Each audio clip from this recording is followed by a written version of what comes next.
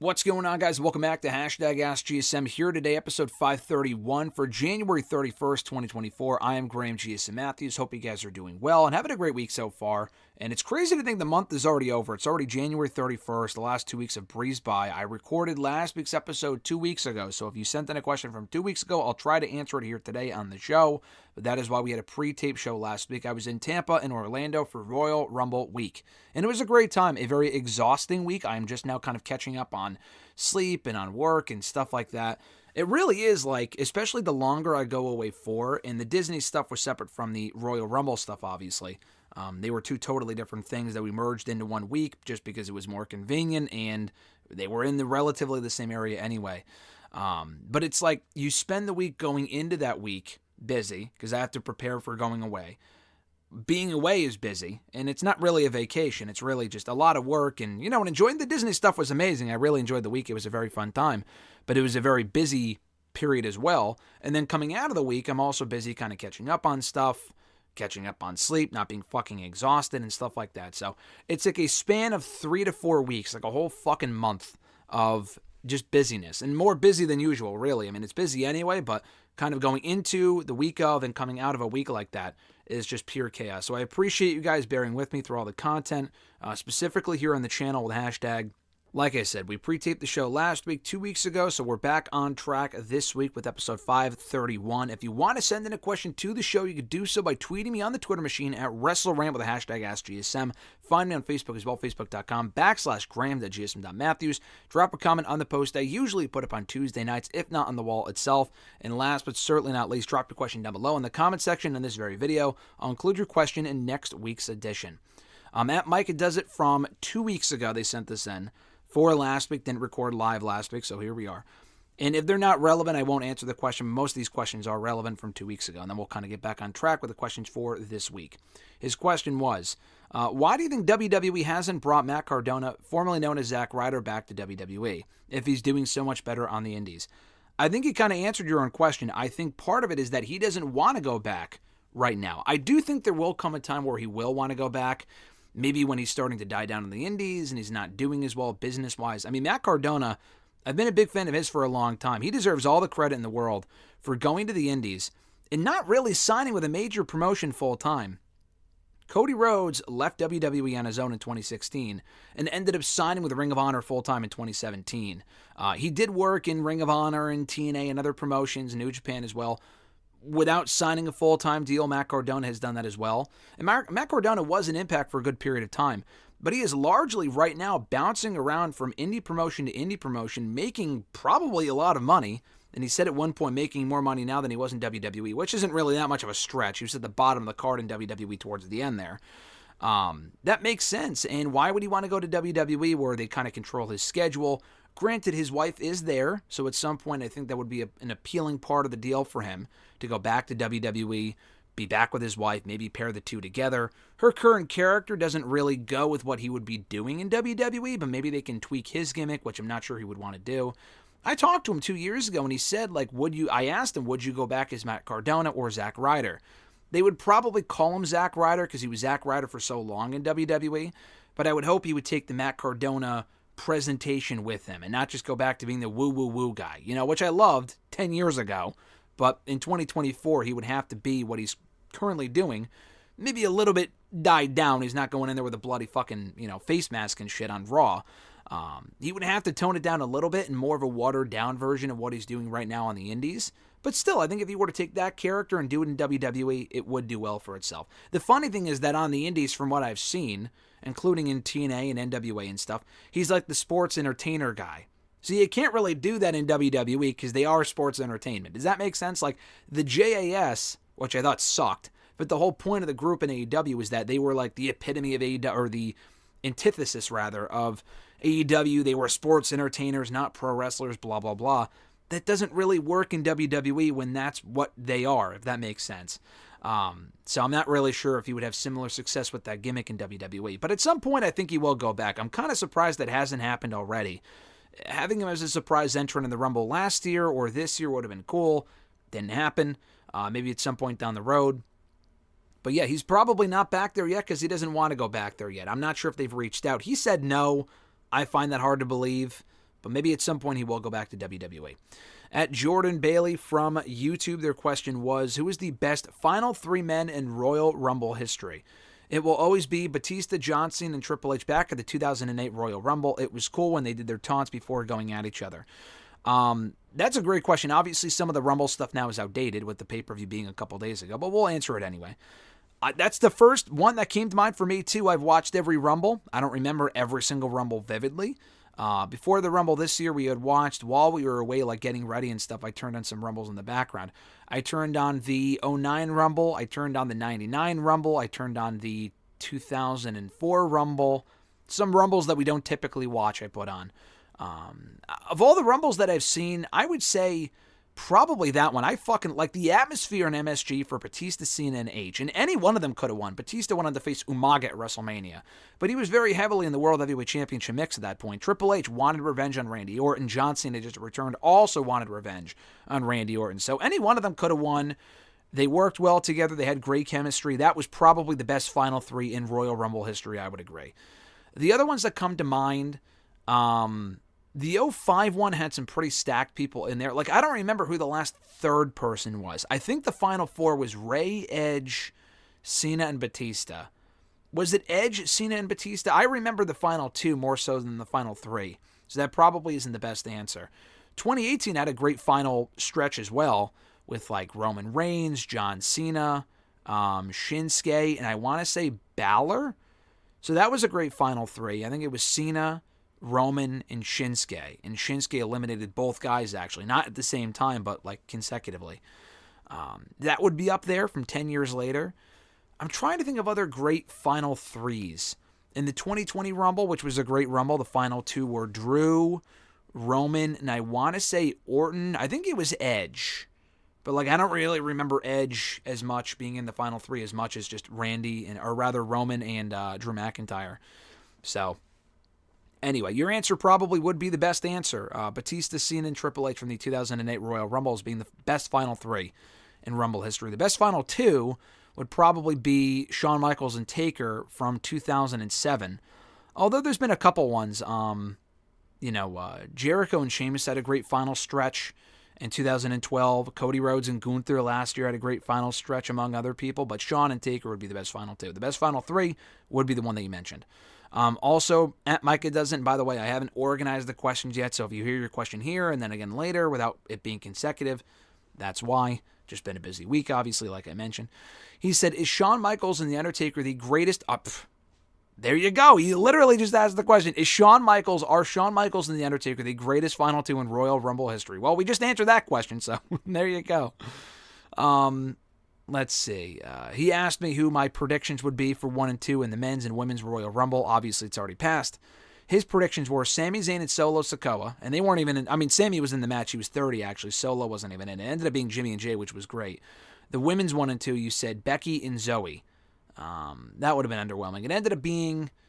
Who was it? It was Naomi and... I mean, I don't give a fuck about Natalya, but Naomi was a pretty great way to start the match, although she has started the match from number 2 as before. It was not Zoe and it was not Becky. So you were wrong on both. Your next question was, it seems like everyone has a match penciled in at WrestleMania, but what do you think they'd do with Kevin Owens at WrestleMania? I honestly don't really know. I think he should turn heel. I don't think they're continuing Owens and Logan Paul through Mania. I think they might just be... I'm honestly kind of surprised they're extending it through Elimination Chamber. I thought it would be a one and done of the Rumble, and that would be it. But they did the DQ finish. They should do a rematch. It should be a chamber. Logan Paul should win decisively. Maybe Owens gets pissed, frustrated, fed up. He turns heel. I feel like SmackDown needs more heels right now than baby faces. So I would turn him heel and maybe have him feud with Randy Orton. I would rather see that than Randy and Solo. We just saw that on SmackDown a couple weeks ago and Randy beat him in 5 minutes clean. Why would I want to see it again? I think Owens and Randy have had matches in the past, but not too many and never on pay-per-view. I guess you could say the same thing for Randy and Solo, but I don't know. I'm kind of... The Solo thing, he could just be involved in the Roman match and interfere or not interfere, whatever the fuck you want to do. I feel like that would just make more sense. It would have made more sense 2 months ago when he had just beaten John Cena at Crown Jewel. Oh, the guy's got the rub. He's lost almost every fucking match he's had since then, so why would I give a shit about him being in Mania in a one-on-one match? I just don't... Who gives a fuck at this point?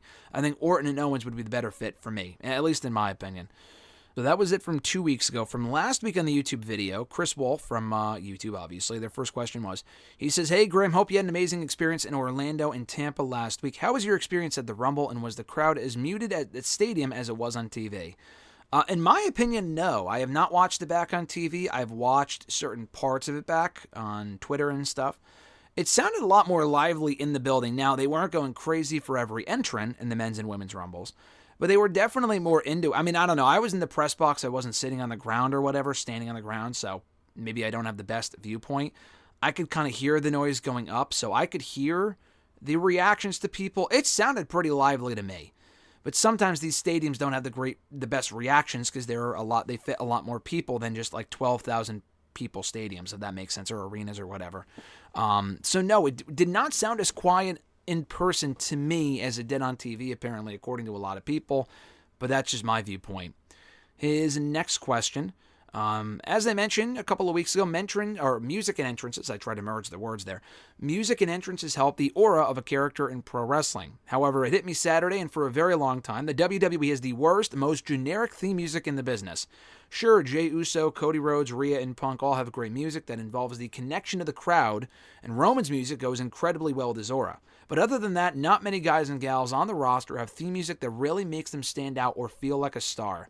A lot of the themes are made up of a lot of rap or some loud, incoherent heavy metal music.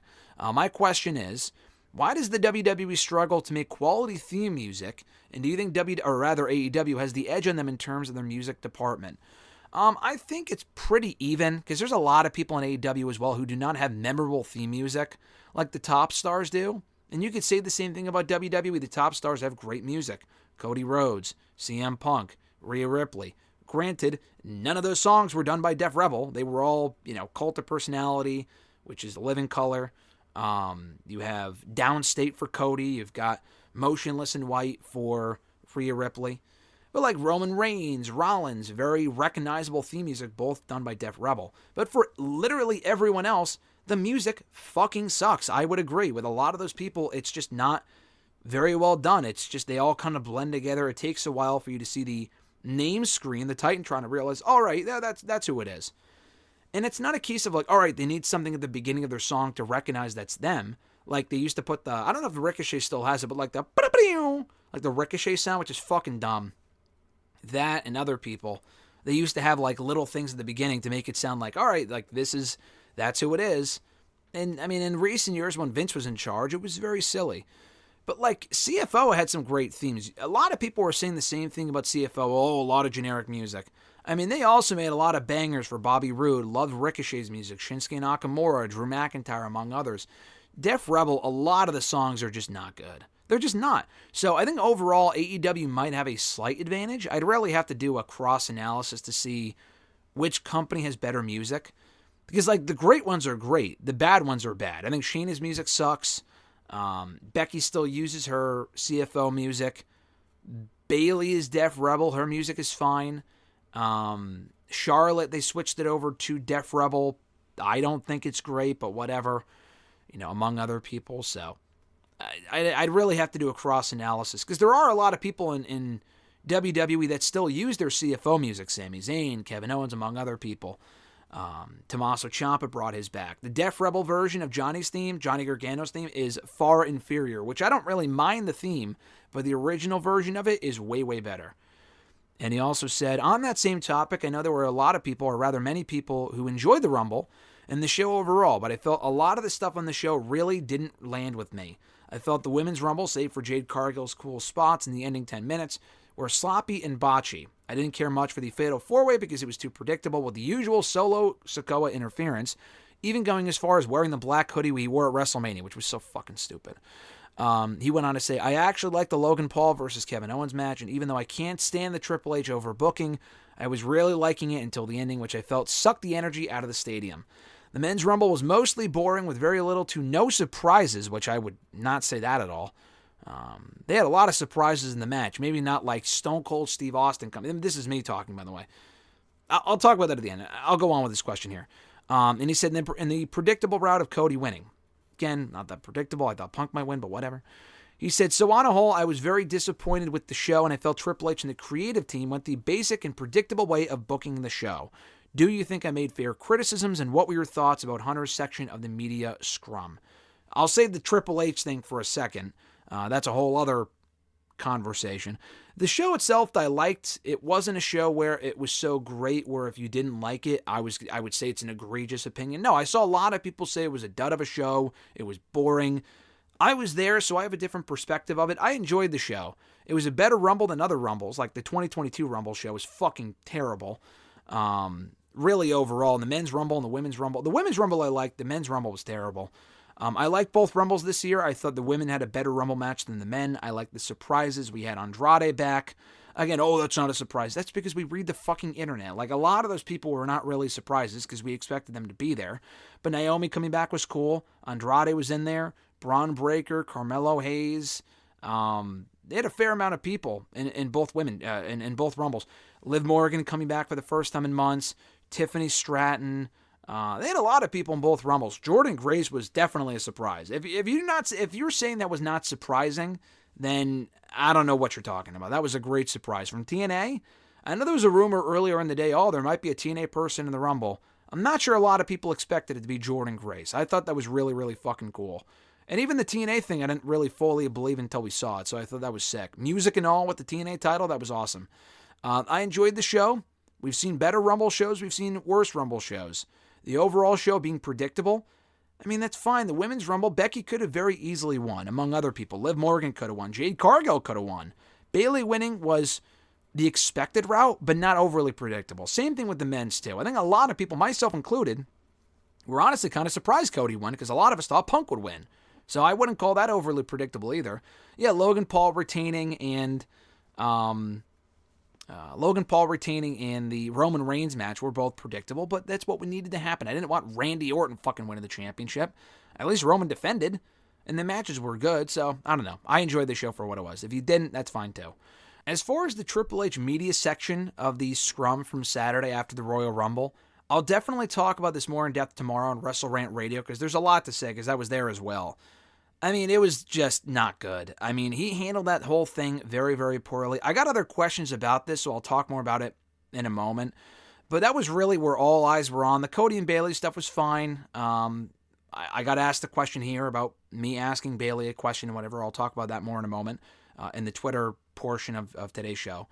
But the Triple H stuff was embarrassing. Just saying, I'm not really going to answer. Because, again, I expected a no comment. People saying, what would you expect him to say?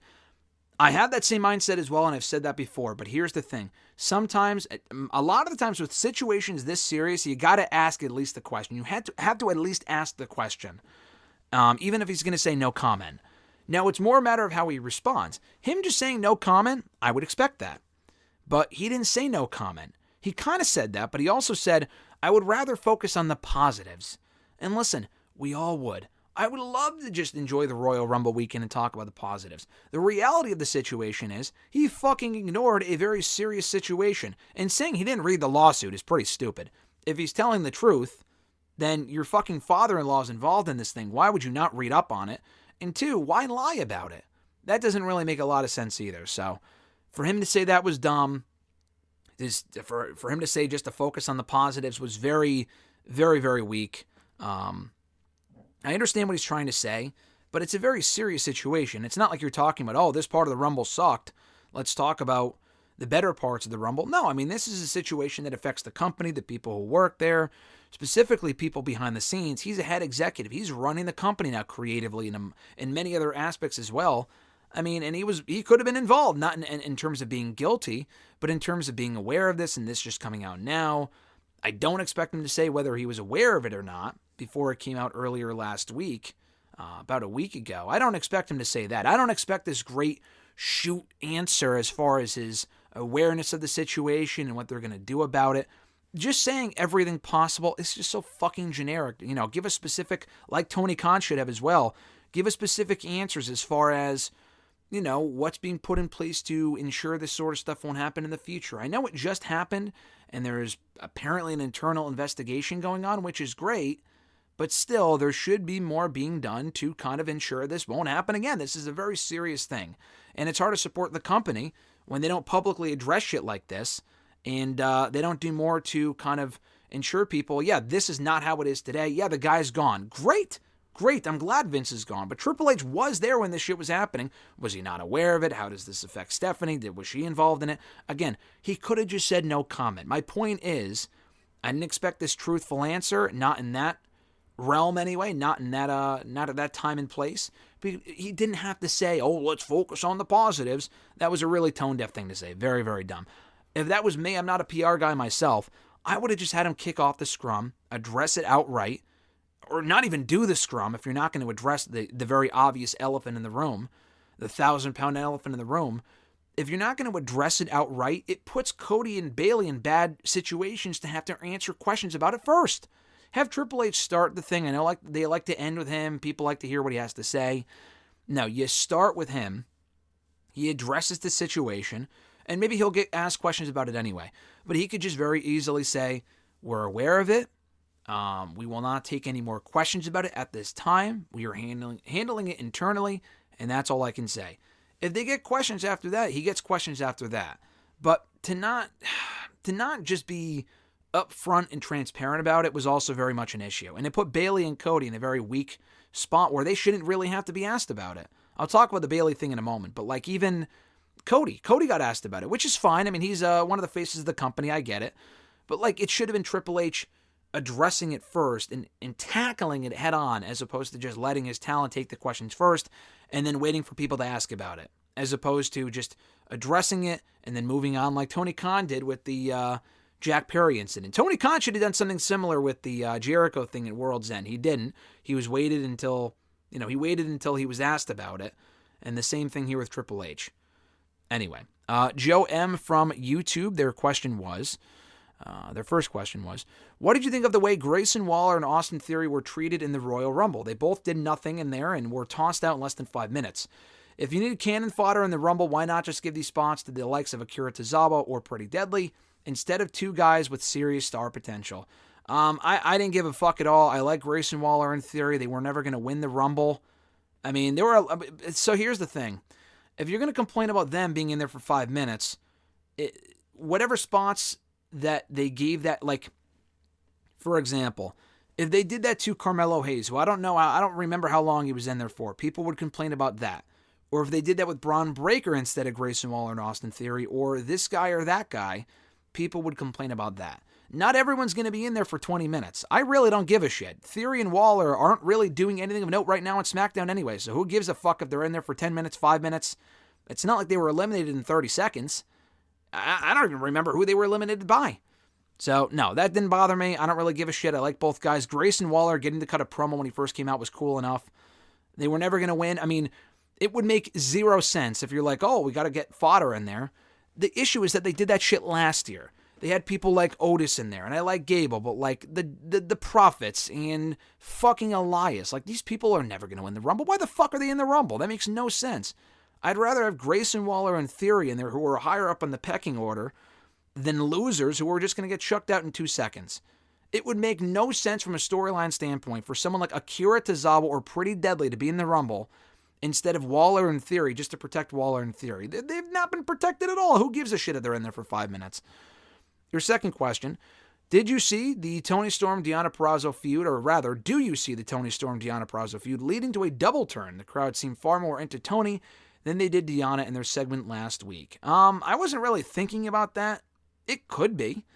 Honestly, I wouldn't be opposed to it. Toni Storm's going to turn into a fan favorite at some point anyway, and Deonna Purrazzo, we know from her time at TNA, can be a great heel. So, people are behind Deonna so far, so I wouldn't really say that they need to do a double turn, but if they did it right, then I would be okay with that. If they put the belt on, the only way it would work, I think, is if they put the belt on Deonna by having her beat Toni. People would not be happy with that, and at which point they can turn Deonna and then turn Toni babyface.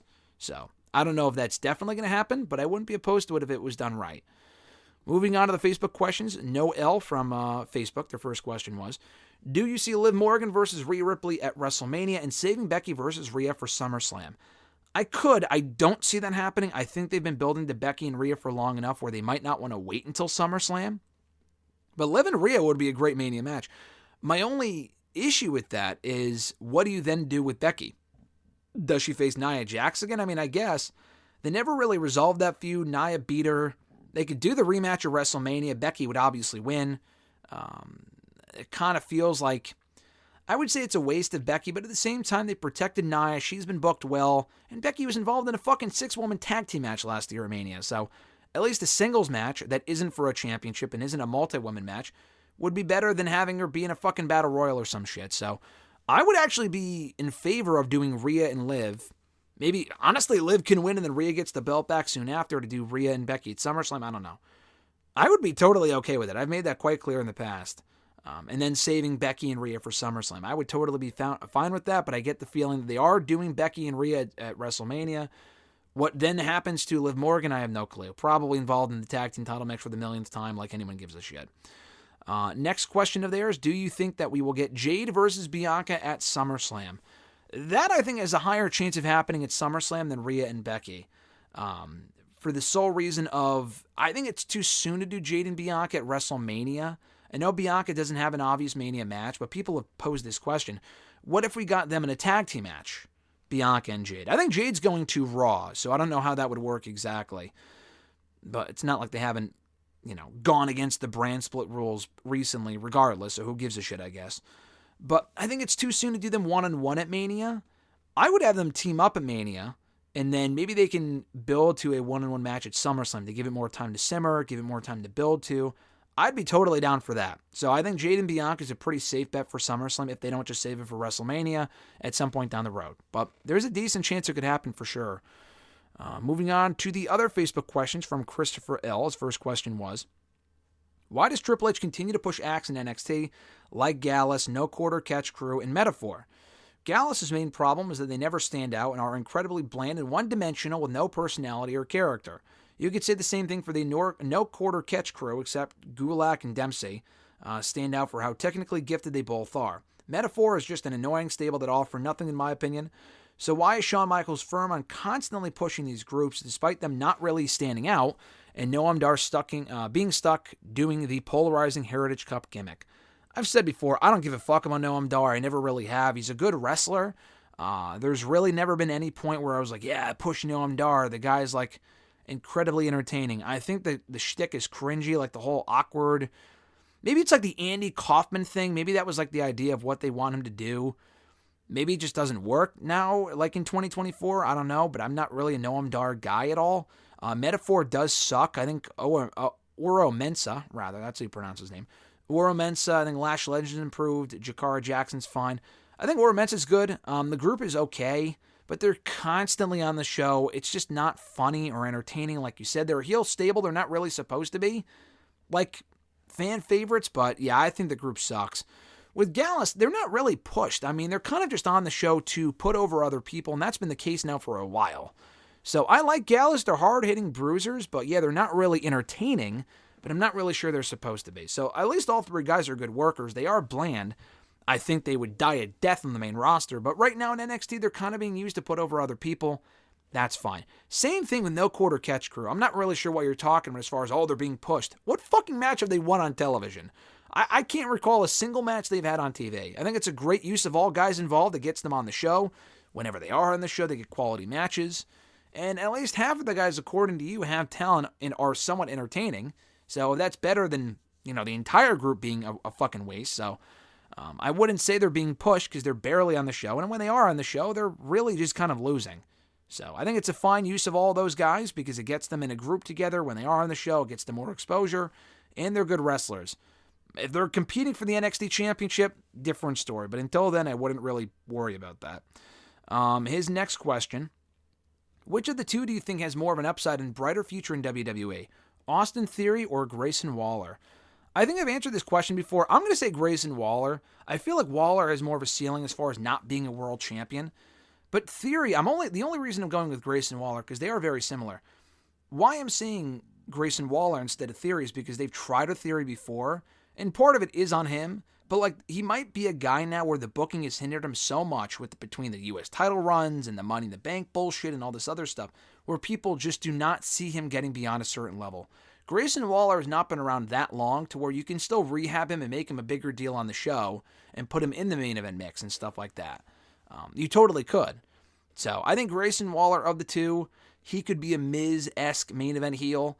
Theory has a lot of potential. I still think the guy's very good. He does have untapped potential, but they just got to get it right with him because they've been doing a lot of random comedy stuff and then trying to push him seriously, and then they fucking bury him or they have him lose a lot. It just doesn't do him any favors, and then people just don't care. So for right now, I'm going to say Grayson Waller, but Theory can get there if they booked him properly. His next question, CM Punk unfortunately suffered another setback with another triceps tear at the Royal Rumble and will be looking at a timetable of 5 to 8 months. At some point, it might be time to just hang up the boots for good because the older he gets, the easier it is for him to get injured. When it finally comes down to that, he says, what will be his legacy in the wrestling business? I mean, that's such a loaded question as far as what Punk's legacy is. Hopefully he doesn't retire anytime soon, but like you said, if these injuries keep racking up, he might have to. I hate to say it as a big Punk guy myself, but he's going to go down, as I've said before, a lot like Bryan Danielson, as someone who opened the door for more people of that stature, of like that Ring of Honor era in the early 2000s, where throughout the 2000s, it was like the Cenas and the Ortons and the Batistas on top. Punk and Bryan in 2011 alone, with their work at the top of WWE, becoming really undeniable players at that main event level. Bryan headlining WrestleMania, Punk kind of lighting the world on fire in 2011 and 2012 and 2013 and stuff like that. Facing The Rock, Bryan facing and beating Triple H and headlining WrestleMania, winning the main event of WrestleMania. That alone opened the doors for more people like Balor, Owens, Zayn to be hired and excel in WWE. Those guys have Punk and Bryan to largely thank for that. And it really kind of trickled down to what AEW has become. I'm not saying their success is solely because of Bryan and Punk, but it really does have a lot to do with it, changing the perception of people like that on top and how that could work in other promotions. So, that's a big part of it. In addition to his body of work in Ring of Honor, AEW, WWE now across 2 different runs, mostly that first run, obviously, but constantly being, not a massive, massive draw in the same way that Stone Cold was, but Punk specifically is a guy where he was gone from wrestling for almost a decade. And in that time, people would not stop talking about him, not stop chanting his name, and not stop speculating when he could be back in wrestling. And he was so far removed from it, it looked like it would never even happen. And then he came back, had a great run in AEW. He's also going to be known as a guy that gets in his own way. That happened a lot earlier on in his career in WWE and other places, but specifically in AEW. Both times in 2022 and 2023, he was let go for his own volition. It's not like, he was too injury prone, we'll let go of CM Punk. No, it was because he was constantly getting in backstage fights and getting in his own way. He has an issue with that. He has a history of it. Whether it be for the right or wrong reasons, it seems like there were other things at play where people like the Elite might have been part of the issue, a bigger part of the issue, but the way he reacted and handled that situation did not help his favor at all, did not do him any favors. So, he'll be always remembered for that as well, but he was a guy that across many promotions had a lot of success in being a perennial main event player. A great talker, one of the best talkers in the history of the business, could transcend different companies, tried the UFC thing, failed, but listen, he tried it. Not a lot of people can say they did that, tried it, and then came back to wrestling a few years later.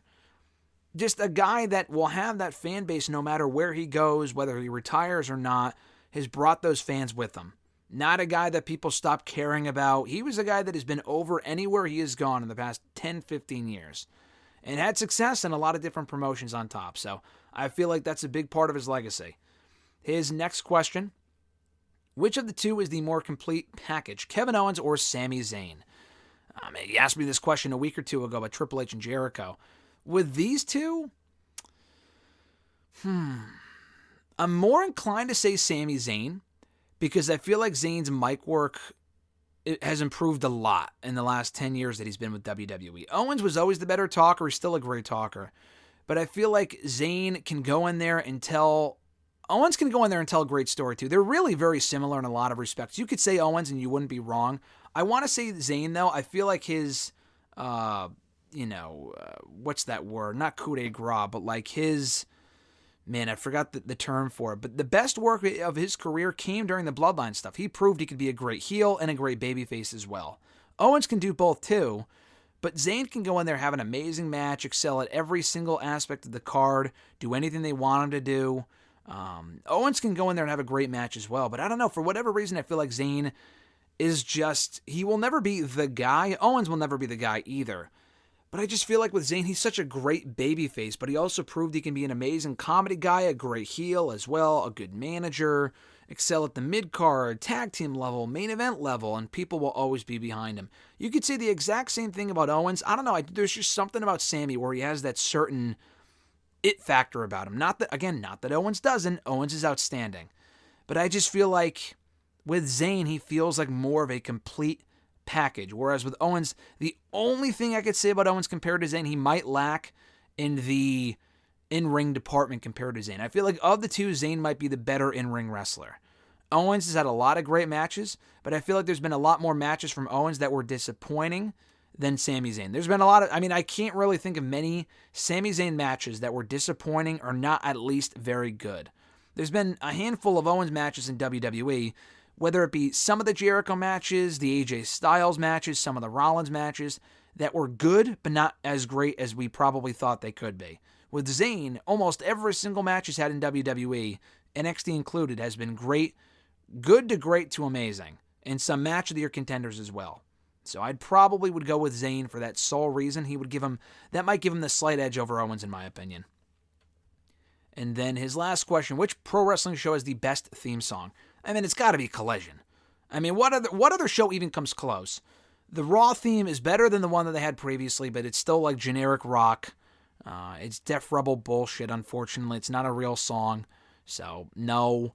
The SmackDown one, I'm not a fan of.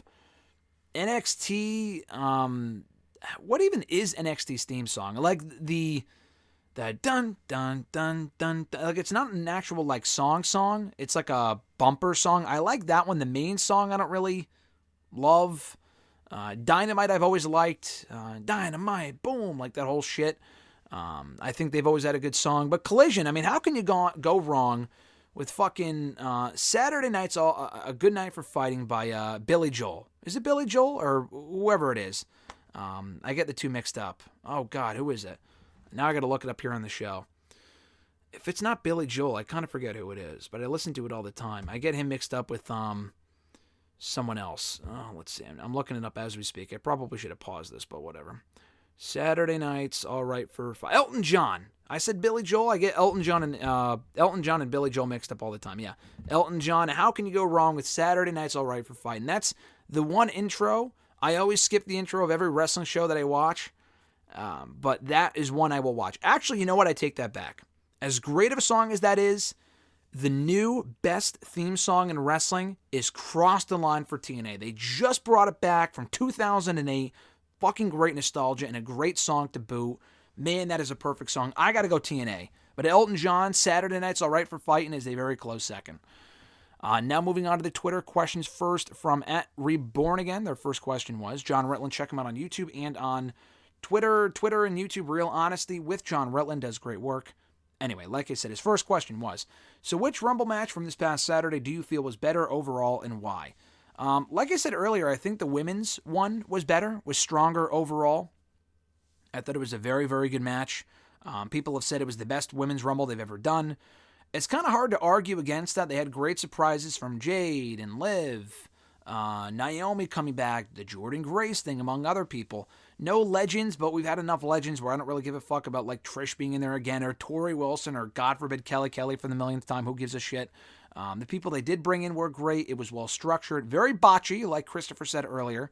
Botchy in several points, but it was never really boring to me. They told good stories, furthered feuds, set up stuff for WrestleMania, had a lot of great moments, and the closing stretch was hot. So I got to go the Women's Rumble, in my opinion.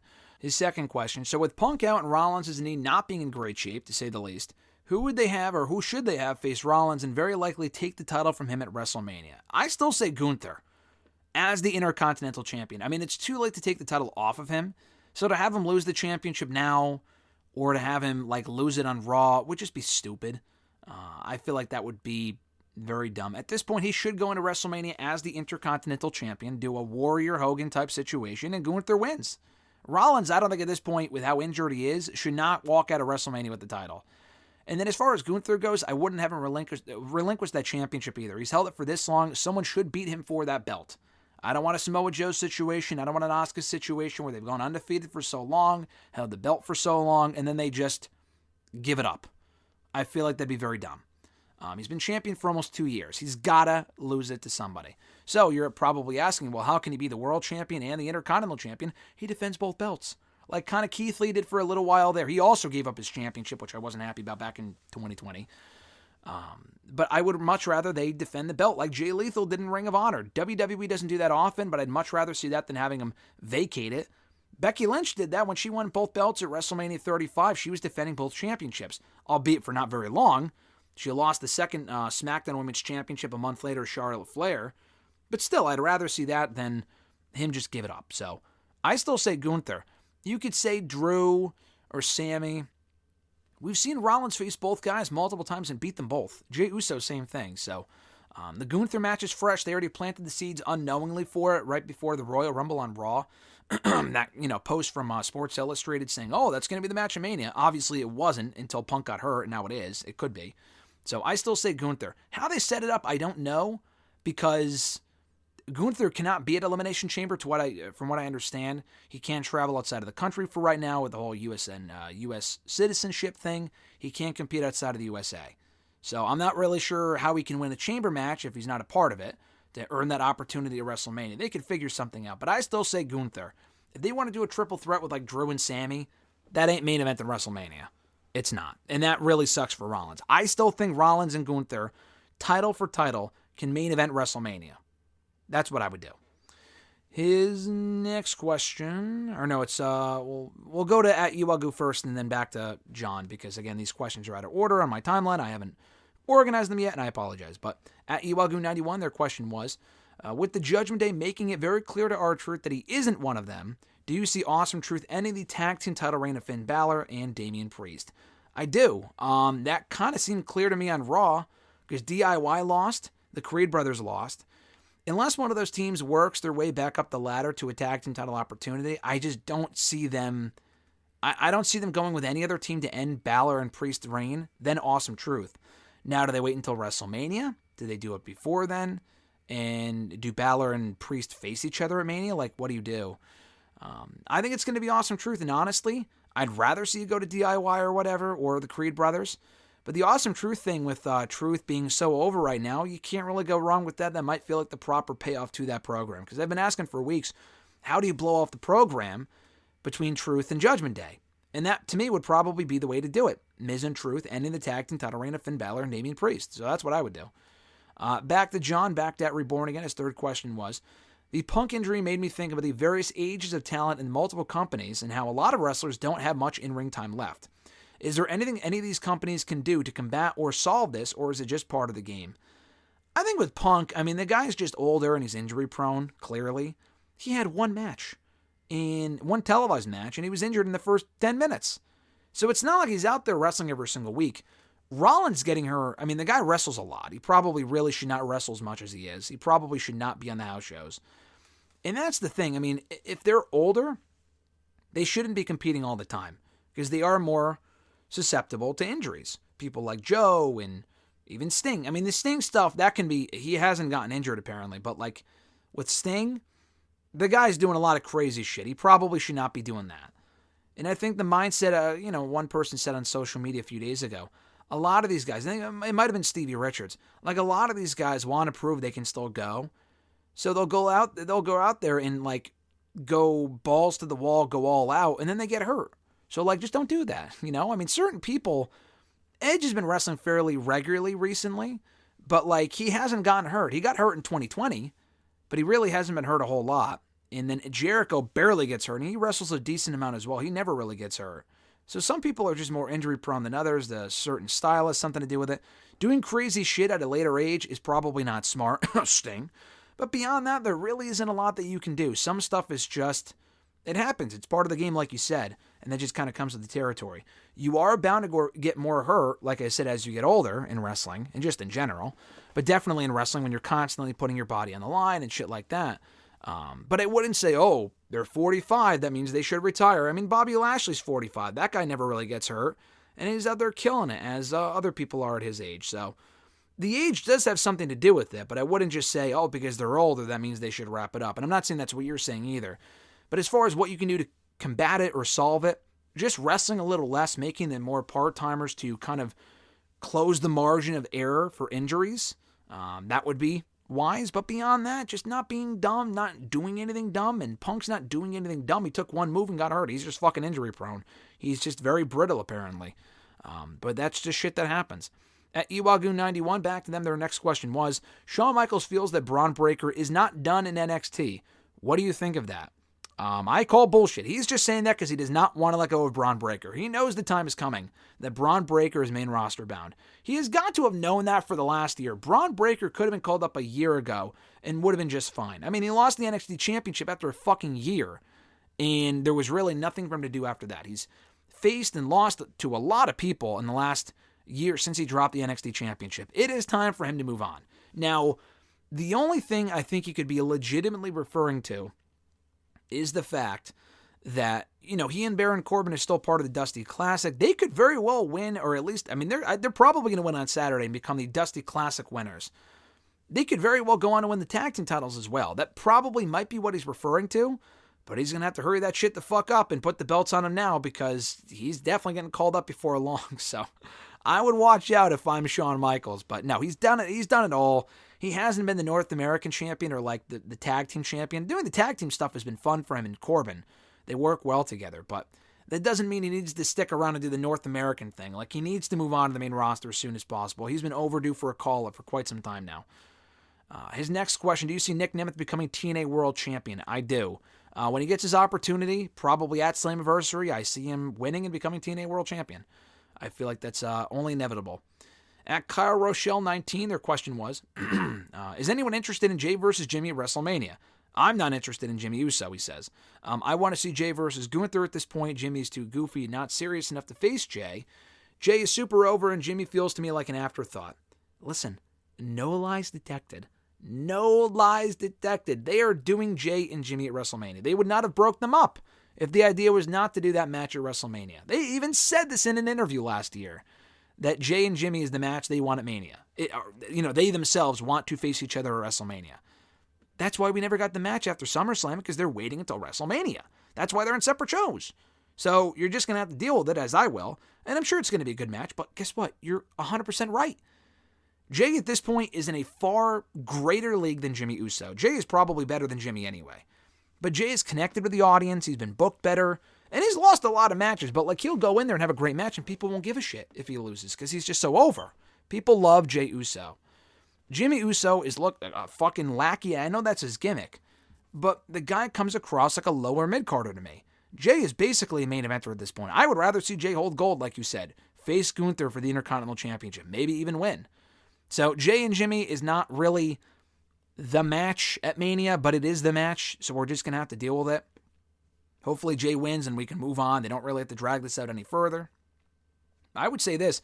There is a chance we get Jay and Gunther at some point in the next month for the Intercontinental Championship, and then you can have Jimmy cost Jay the win, and that sets up the match in Mania. So we could still get Jay and Jimmy or Jay and Gunther at some point before Mania, although Jay and Jimmy isn't really as much of an attraction as Jay and Gunther is, but that's just me.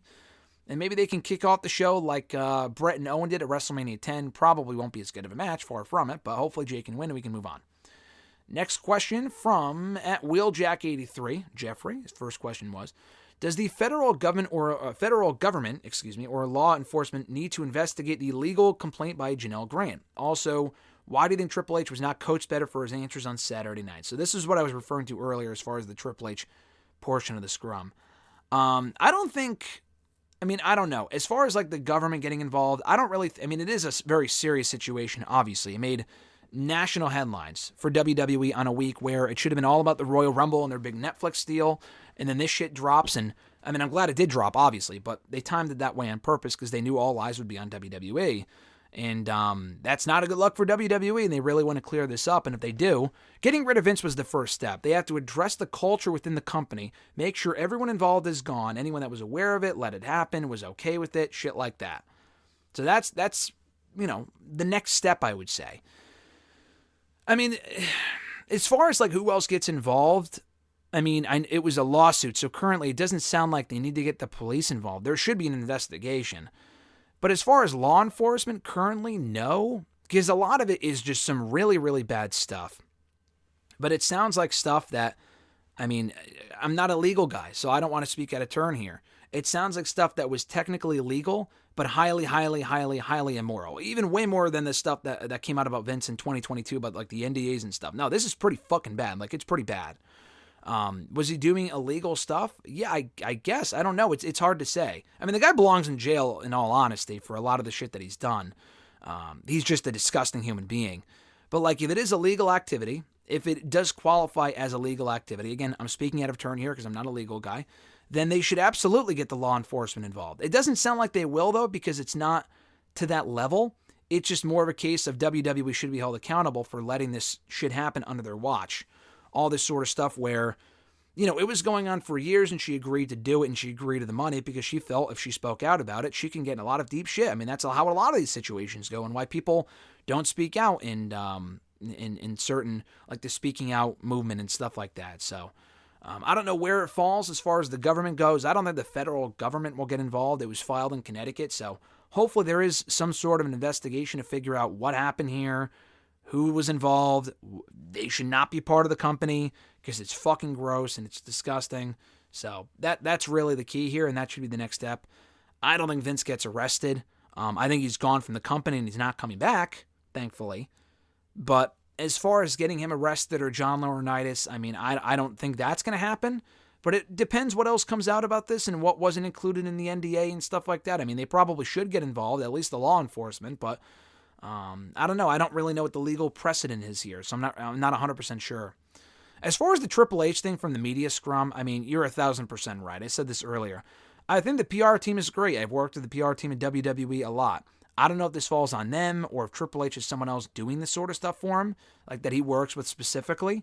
Like, I don't know if the guy that I go through to go to these events and do interviews and shit is the same person that's talking to Triple H about how to respond to a situation like this. Same thing with Tony Khan in AEW. I don't know if he has a go-to guy that he deals with for PR incidents and stuff, you know, but he should. Both guys should. They're in positions of power where they should have at least a rehearsed response, or because he knew the question was coming, and that was the best that he can come up with. Oh, I just want to focus on the positive. And the shit that Tony Khan said at the World's End scrum, I'm sure that's not what the PR team told him to tell him, and if they did, then that's pretty dumb. This is the safest place in wrestling, the same company where 2-3 months ago you said you were fearing for your life backstage. Same thing with Triple H. Oh, I focus on the positives. I mean, this is a serious situation. It's not a booking complaint. It's a fucking, someone was allegedly sex trafficked and rape was involved and stuff like that. I mean, that's pretty fucking bad. So, I mean, they very much should have rehearsed something, been coached better for his responses, or like I said earlier, given a blanket statement on it to start the scrum, if they even did a scrum, which at this point they probably shouldn't have in retrospect. But if they were going to do one, then have him talk about it at the beginning and then move the fuck on. Or at least, you know, he was still going to be asked about it, but then just say no comment. To add on to it the way that he did was pretty shitty. I mean, that was just, his responses were very disappointing and very weak. And he absolutely should be I mean, I know he wasn't wearing a hat and glasses like Tony Khan was at World's End, but his response wasn't much better than what Tony Khan said at World's End. Just not good. His second question, is the Money in the Bank shot a useless prop at this point? I mean, listen, Jeff, it has been for a very long time. That briefcase, at least for the men, and even for the women too, has been a useless prop for a very long time. And it's definitely a tired gimmick. I like Money in the Bank, but, like, why am I supposed to get excited about anyone winning it if... I mean, it's made Damian definitely more important. He hasn't cashed it in yet, so it's hard to say. But, like, Austin Theory cashed in on a fucking mid-card belt and lost. Who gives a shit? Brock winning it didn't really accomplish anything. Braun lost when he cashed in. Same thing with Baron Corbin. Why should I care at this point? It helped out Big E. Cool. What about everyone else? Fucking Otis? I mean, come on, man. Come on. We got to be real here. It's pointless. It's pointless. So we got to see how it plays out with Damian Priest. They're not getting rid of the concept. They've already booked the pay-per-view for July in Canada. But they need to do a better job of making it feel more meaningful. And it doesn't really take a lot. I mean, book the guy who holds it better, not have him lose. That was a constant trope in the past. And the Theory and Damian Priest stuff have come under Triple H. That's not a Vince thing. That's a total Triple H thing. So they just need to do a better job of it. It is a useless prop at this point. I mean, people have gotten title opportunities and won without that briefcase since Damian became Mr. Money in the Bank back in the summer. So at this point, why even bother winning it? What's even the point? At WrestleNick, Nick's question was from Twitter, with the Punk injury occurring and possibly ruining some plans, what do you think the world title match will be at WrestleMania? Do you think Cody will choose Rollins? Hopefully not. Or just go with Drew? Also, what do you think Orton will do at Mania? A lot of questions in one here. Like I said earlier, I would do, and I think they will do, Rollins and Gunther. I don't think you take the belt off of Gunther before then, the Intercontinental Championship, that is. I think you just do both belts or have him pull double duty or something. I mean, I think that's a more attractive... I love Drew, and I think Drew's doing the best work of his career right now. But, like, what's the match at Mania? Rollins, Drew, and Sammy? Are Drew and Sammy going to really feud until then? I mean, I guess they could. For Drew's already beaten him like 4 or 5 times. Sammy's done nothing for an opportunity at the championship. Rollins has already beaten both guys before. I don't really care to see that, to be honest with you. He's already beaten Drew multiple times. I'd rather see a fresh opponent in Gunther, and that's the match they should have gone with before Punk even came back anyway. So that's the match I want to see personally. The other matches aren't bad, but the Gunther match to me is a far better option. Do I think Cody will choose Rollins? No. I think Rollins is going to face Gunther, and I think Cody's going to face Roman. I think it'd be very dumb to have Cody face Rollins and then just do Rock and Roman. No fucking thanks. What an idiot Cody would be. And then also, what do you do with Orton? Like I said earlier, hopefully Kevin Owens. Someone else asked about Owens. What does he do? He feels directionless. I would turn Owens heel and do Owens into Orton. It's a fresh match. I don't really know what else you do with Orton. We've already seen him and AJ before, and LA Knight will be busy, so I would do Orton and Owens personally. Next question from @Prince of S2. Their question was, let's see, as we wind down here. One of the complaints I've seen get brought up about this year's Men's Rumble was that there weren't many, if any, surprises that seemed to ruin the match for some. And that seemed to ruin the match for some. Do you think surprises are the defining factor of the match? If not, what is? I mean, it's the defining factor for a lot of people, but it shouldn't be. I mean, if you just go into these matches expecting, I want a million surprises, then it's not going to be a good match. I mean, I remember coming off of the 2018 Rumble when we got Andrade, who was an NXT call-up, Adam Cole coming up from NXT as well. We had Rey Mysterio returning in the Hurricane. People still thought that was disappointing. I'm like, what? I mean, there have been Rumbles where we got no surprises. Dare I show you the 2017 Rumble? I think Ty Dillinger came out at 10. That was it. No other surprises. I mean, what do you people expect? I just don't get it. I think we got enough surprises in both Rumbles. I'm going to look it up right now. You said the Men's Rumble. I'm not saying you have to like it and then deal with it, but like, people, I mean, I don't know who do you even want in the match? The Rock being in the match would have been stupid. I would have wanted a throwback entrant. That is one thing I will say. I would have wanted a throwback entrant that has not been in it recently. And I'm not talking about Booker T, who was in it last year for like the 3rd time. No, I mean, I want like a Ken Shamrock or a Kennedy. Like, that was cool about the 2020 Rumble. We had people like that in there, in addition to the NXT call-ups. So looking at the Rumble for this year, looking at it right now, Carmelo was a surprise. He was from NXT. Andrade, returning to the fucking company, was in it. He was a surprise. So that's 2 right there. Going down the list, Braun Breaker was in it. He was a surprise from NXT. Omos was a surprise, but, who gives a shit? Pat McAfee also surprised. That was just a waste. I agree with that. That was stupid. Ricochet was a surprise. He's been gone for months. Not that anyone noticed or gave a fuck, but he was a surprise. And Sami Zayn as well was also a surprise. He hasn't been gone for very long, but he returned in the match. And Brock was also going to be a surprise until he was revealed to be a sex pest. So we did have a handful of surprises. We had no one from the Attitude Era in there or the Ruthless Aggression Era. That would have been nice. But like Andrade being in it alone was cool, in addition to the NXT call-ups and like the Pat McAfee thing. If they replaced him with like Wade Barrett, would have been cool. They did a better job with the surprises this year than last year for both Rumbles, I would say. The matches should not be defined by the surprise entrance. It's defined about logical booking, cool eliminations, furthering stories, and the right winner. Surprises are a big part of it, but it should not make or break a Rumble. I mean, people are just so spoiled nowadays where they want a million surprises. Not every fucking person is going to be a surprise. You need to focus on the current roster at some point and tell good stories, which I thought they did a decent job of, but that's, again, just my opinion. Last couple questions here. Did I click out? I think I clicked out of the Twitter questions. Hold on, I did. I think the last 2 questions come from @BillMeister88. His first question was, he says, "Hey Graham, great to see you ask Bailey a question at the post-Royal Rumble press conference. How does it work, do you say? Do you have a question before, or is it just the luck of the draw with a hands-up situation? Also, was there any other question you would have asked on the night of, and to who? So I'm glad you asked that. I did talk about this in a thread the other day because, listen, still in retrospect, I feel like I should have asked something related to Vince. At the same time, though, and I made this clear in my thread, because some people were upset, oh, why aren't more people asking Bayley about Vince and the Vince situation? Because I think it's fucking ridiculous to make every single question in general to every person about Vince. Is it the biggest story in the last 25 years in this company? Yes. I mean, does it affect the talent? To a degree, yes. But at the same time, Cody and Bayley, it's fucking, I mean, wrestling is fake, obviously. But the night was about them winning their Rumbles. So let's talk about them winning their respective Rumbles and give them their moment. Can they be asked about the Rumble and then also the Vince stuff? Yes. Which is why I feel, in retrospect, I know other people defended me in the responses, and that's cool. I appreciate that. I would have maybe I would have merged the Rumble question with like not Vince specifically, but like the safety of the women's locker room. As a locker room leader yourself, can you talk about that and your reaction to the news and blah, blah, blah? That would, to me, would have been a better question. In addition to giving her her moment, because that was the second question.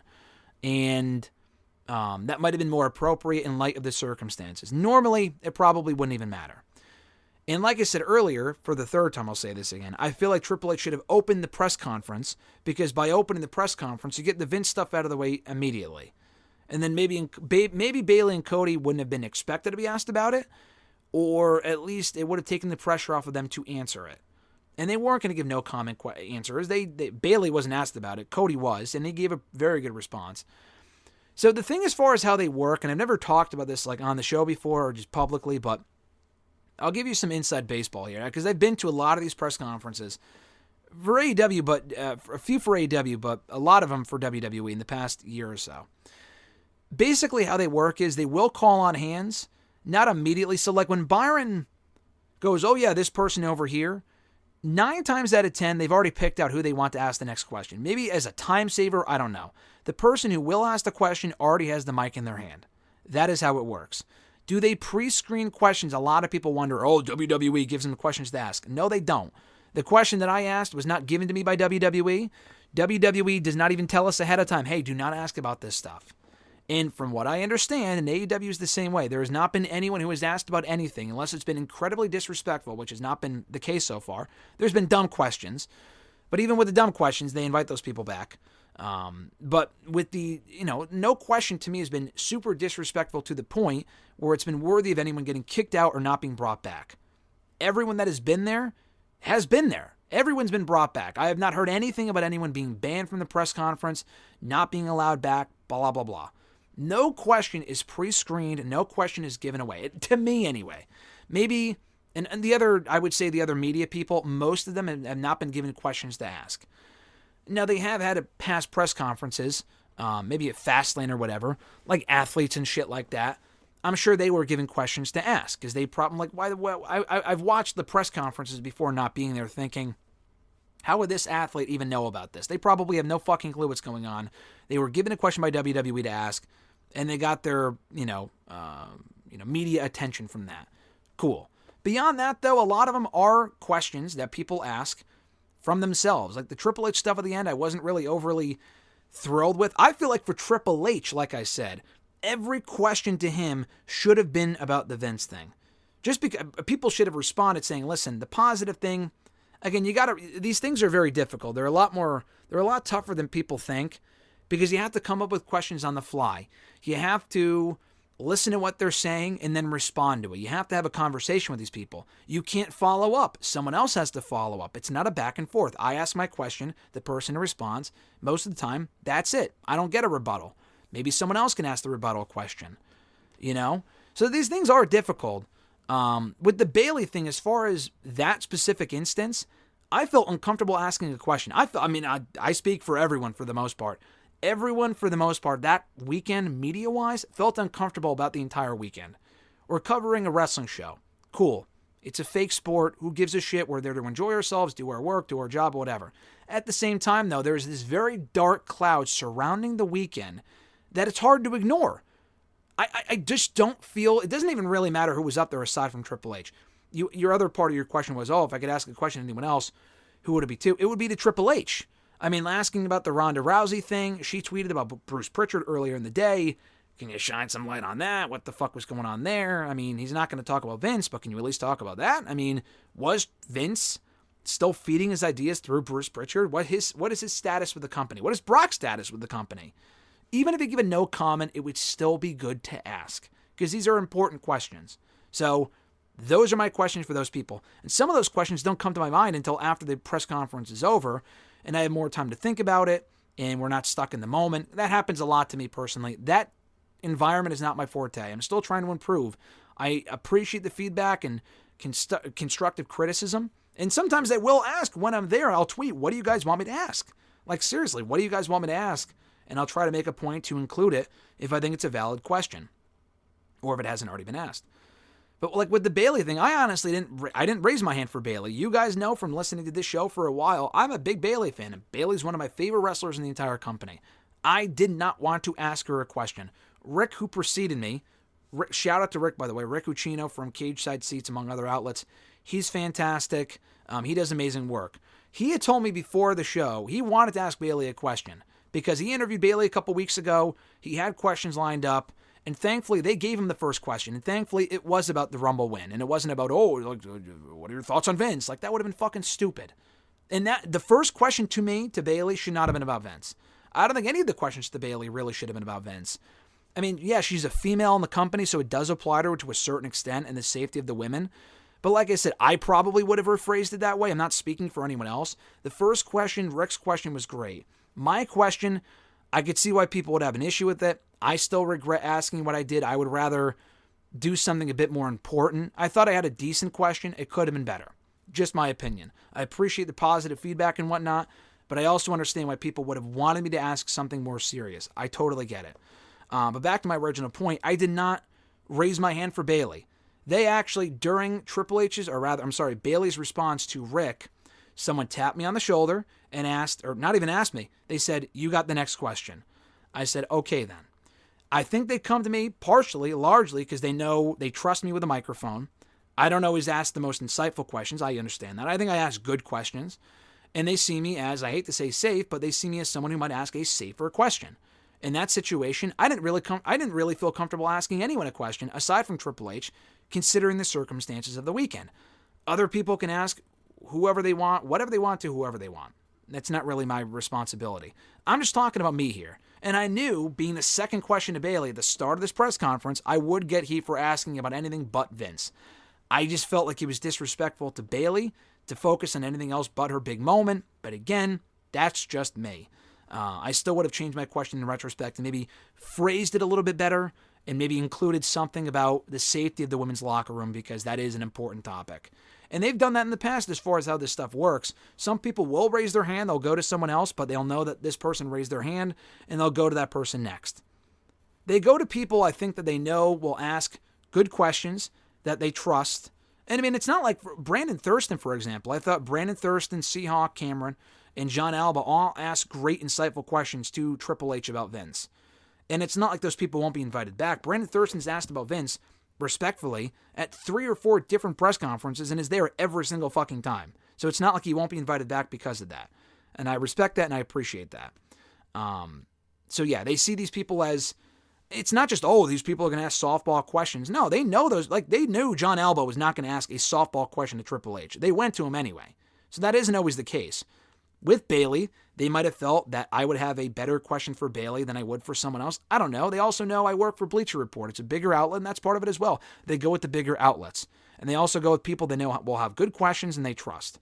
So this is a whole ass rant here, but this is a lot for just to put in a tweet. And I did do a whole thread on this to a certain extent the other day. But to just kind of pull back the curtain overall to kind of let you guys know how these things work with WWE, AEW is much more of, raise your hand, we'll give you the mic. And I was allowed to ask a question for every single person at World's End. And I tried to make it an important question. Not every question was great. I didn't conduct myself, I feel like I stutter a lot and stuff like that. But, I think overall I did a pretty decent job. The AEW ones are a bit more lax. And it seems like they will try to have everyone ask a question, which is why they go so fucking long. In WWE, they don't allow everyone to ask a question. For whatever reason that is, some people they allow, some people they don't. And it's not because they don't like that person. it is a luck of the draw sometimes. I feel like they do go to the bigger outlets because they know they want that media attention and has a sexier sound to it. Like, oh, this person from, NBC or this person from ESPN or whatever. That definitely is a factor. But if that person asks a respectfully tough question, it's not like they'll never go back to them again. So I'm still trying to improve in that front. I've been to a lot of them. I'm still trying to get better, do better on the fly, have better questions prepped. I feel like I had pretty decent questions prepped for the World's End one, and I thought I did okay. And I didn't have to ask about the Jericho stuff. Someone else did. I would have if no one else did. I'm just not that type of person, but you got to do the tough stuff sometimes. And with Bayley, I just didn't really feel like she was the right person for that. Cody, maybe. Triple H, obviously. So to answer the last part of your question, what would I've asked it and to who, it would have been to Triple H about the Ronda stuff or the Brock stuff, because that wasn't really addressed at all, and I feel like that would have been more interesting than finding out if he thinks this is the best era in wrestling. That, to me, was kind of like, okay. I mean, no disrespect to anyone in there. Everyone is in a tough spot, like I said. But I would have rather known, maybe they didn't think of it, I don't know. But I would have rather have known more, personally, about Brock's status or what Ronda said about Bruce than like the stacked Rumbles right now. That, to me, is kind of like that to me is a softball question where any other press conference, maybe, that one specifically, probably not the best time to be asking a question like that. Last question for today, speaking of questions, also from Bill. Is it inevitable that Gunther is dethroned at Mania to see him then go for the world title, or do you disagree? Could we see a situation where KO defeats Logan and Sammy beats Gunther to have them both win singles titles, or who else do you think dethrones the Ring General? No, I don't think KO dethrones a Logan Paul. I don't. I think it's going to be LA Knight at WrestleMania. I think that's been the plan for a long time, because I don't know what else you do with LA Knight at WrestleMania. It should be LA Knight beating Logan Paul. Sammy could beat Gunther, maybe. That's not a bad option. The thing is if Gunther, unless he pulls double duty, like I said earlier, I just don't know, how you get to Gunther and Rollins if Sammy's also facing Gunther. So, unless he pulls double duty, I don't know who else Rollins will face instead. So, I would not think that we're getting Sammy and Gunther at Mania. I originally thought we were getting McIntyre and Sammy, but they just did the match on Monday. Are you really going to run it back at WrestleMania? I suppose. I don't know what they're doing right now, and that's part of the intrigue. That's part of the excitement. I still think we're getting Rollins and Gunther. How'd they get there? I don't know. And if he pulls double duty, then Sammy would be a great opponent for him. But if he doesn't pull double duty, I don't know what else to do with Sammy unless it's with Drew. KO, I still say for the third time now, Randy Orton.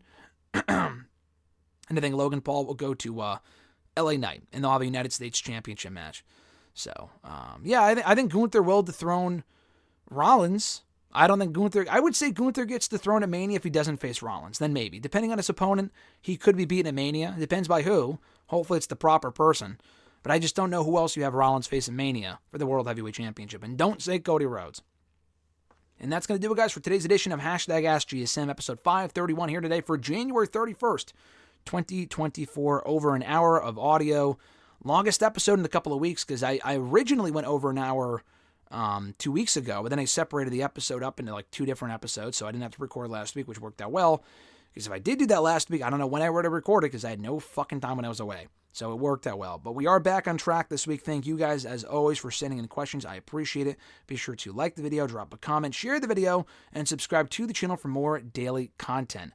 Also, be sure to send in a question by tweeting me on the Twitter machine at WrestleRant with the #AskGSM. Find me on Facebook as well at facebook.com/Graham.GSM.Matthews. Drop a comment on the Facebook page on the post I usually put up on Tuesday nights, if not on the wall itself. And last but certainly not least, drop your question down below in the comment section in this very video. I'll include your question in next week's edition. Have an awesome one, guys. I'm Graham GSM Matthews, and I'll catch your ass down the road.